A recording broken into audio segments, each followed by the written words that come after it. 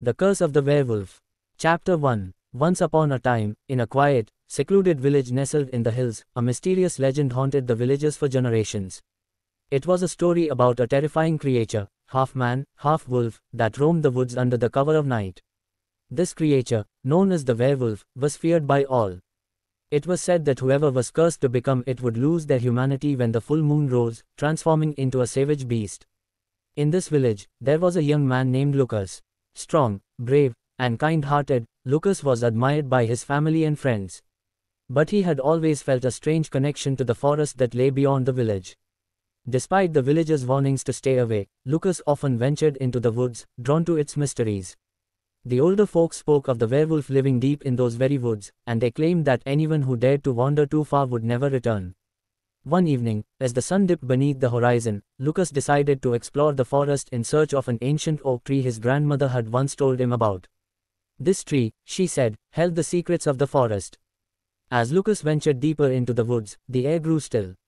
The usual sounds of birds and rustling leaves vanished, replaced by a heavy, almost eerie silence. Then, the full moon emerged from behind a cloud, casting its silver glow upon the forest floor. Suddenly, Lucas felt an intense, sharp pain shoot through his body. His bones seemed to twist and break as if they were being rearranged. His vision blurred, and every sense heightened to an unbearable degree.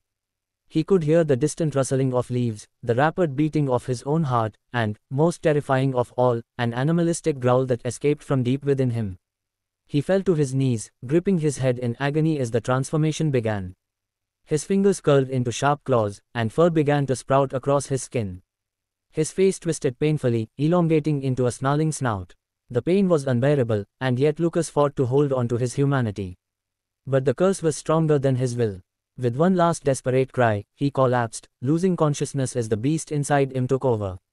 When Lucas awoke, it was dawn.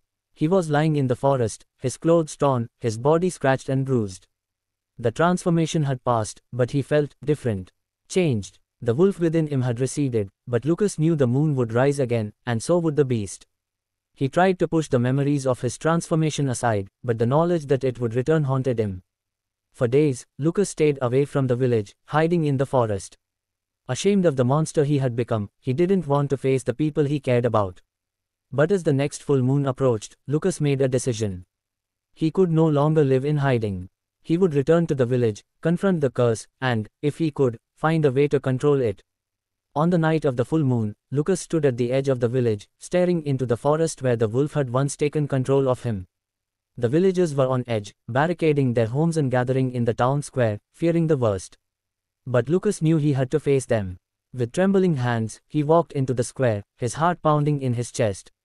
As the moon rose high above, his body began to shift once again. His bones ached, his skin rippled with fur, but this time, he was ready. He had learned to control the beast within him. The villagers watched in fear as his body morphed, but Lucas fought to keep his humanity intact. With every ounce of strength, he called out, "I am not the monster you think I am. I am cursed, yes, but I am still human." The villagers stared in disbelief.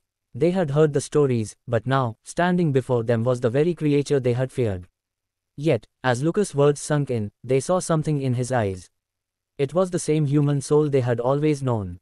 Over time, they began to understand that Lucas was not the wolf, he was just another victim of the same curse. Together, the villagers helped Lucas find a way to break the curse, not through violence, but through understanding and compassion.